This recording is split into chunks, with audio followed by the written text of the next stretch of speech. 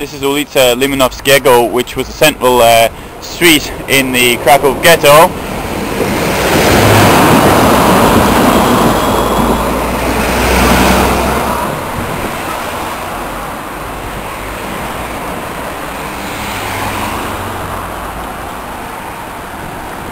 In front there we see the area of Podgórze. Well, in fact the whole district's that, but that's the hill itself, which in the film Schindler's List was actually seen as as looking down from there and into the ghetto. Maybe it was a slight exaggeration on Spielberg's part, but it would certainly have been more or less possible from some distance.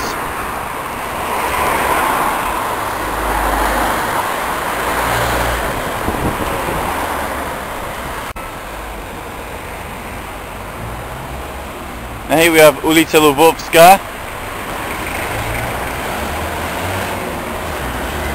Some of these houses are originals,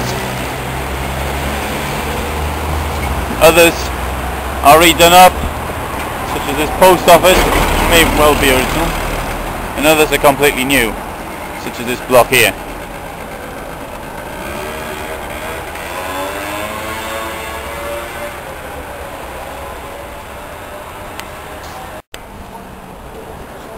Now here in ulica Lwowska we've got part of the ghetto wall which appears to be actually genuine and not something which was actually redone later, and it's quite a large fragment as well.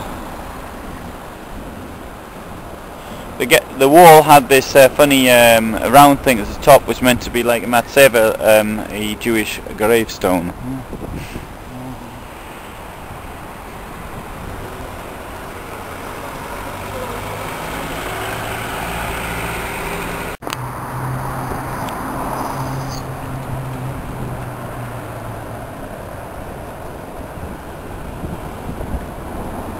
This is the central part of the Kraków ghetto. I say central part because in a way it's also the way into the Kraków ghetto. It is the main square, which is very close to the entrance to the ghetto. Looking north, not entirely visible from here, but only the distance of around 400 meters, we have the river. New buildings, but also old buildings.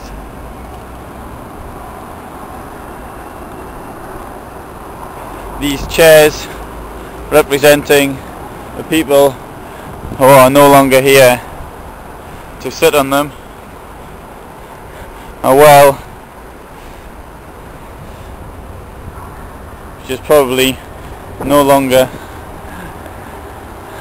of use to anybody.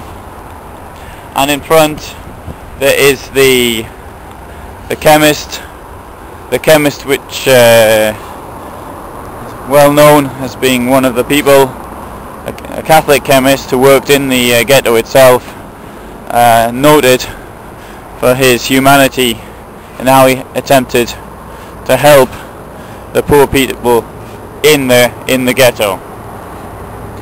One thing about the Kraków ghetto was that there was probably never been such a concentration of skilled medical personnel in one place.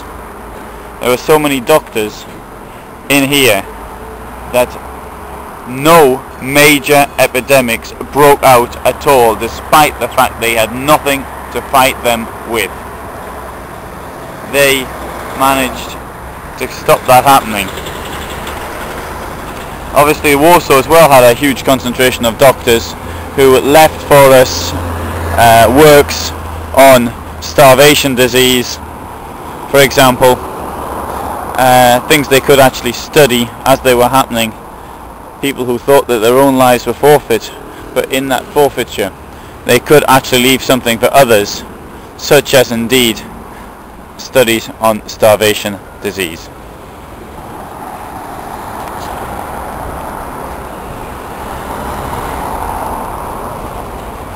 This chemist is now a museum.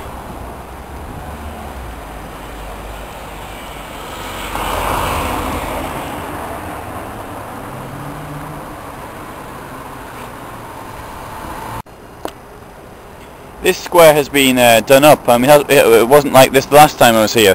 This is called Plaszów. Was called Plaszów, and now it's the heroes of the ghetto, bohaterów getta, and undoubtedly heroes they were.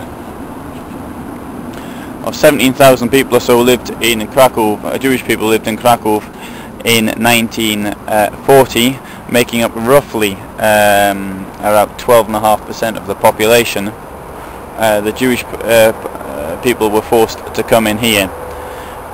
They were deported to the death camp in Belzec on major deportations between the 3rd and the 6th of June 1942, and again in October 1942. The people I once spoke to a person who had been here. I met him. He told me this, that he was on the 3rd of June they gave him a stamp saying he could stay in the Kraków ghetto, but there was another selection made on the 6th of June. They gave him another stamp that said he could stay in the Kraków ghetto. People who didn't get this stamp were taken away immediately and held on the trains, which were then taken took them to Belzec. I asked him, did you know what was happening? And he said, well, we knew how people were packed into the trains. We knew that they certainly weren't being taken to work because of the way they were forcing people into them. Of course they knew nothing about gassings, but they did know that whatever lay at the end was death. And that's why they fought back as they could by trying to avoid deportation. In March 1943, this ghetto was eliminated. It had been divided into two sections, A and B. A for people who were working, B for people who were not working. The people, as those who have seen their Schindler's List will know, people in A were taken to the Plaszów concentration camp, which is quite close to here. Those who were in B were either shot here, although some of them were taken to Auschwitz and they would have been gassed on arrival.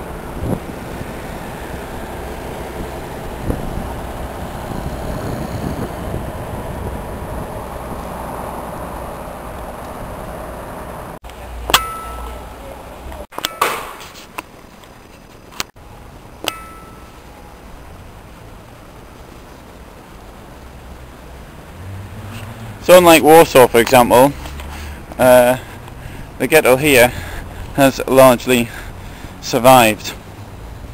The buildings are largely original.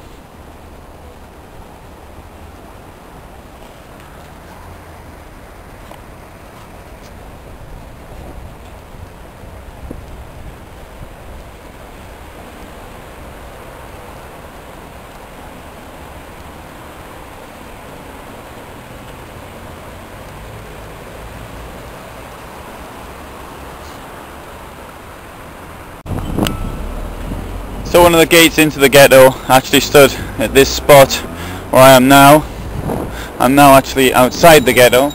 We have the ghetto wall on the right. Another intersection ahead of this street, Lwowska and ulica Limanowska, and behind this post office was another entrance into the ghetto. When people were deported in the final deportation, they were taken to the Plaszów concentration camp, which is very close to here. Those that were taken to the Belzec death camp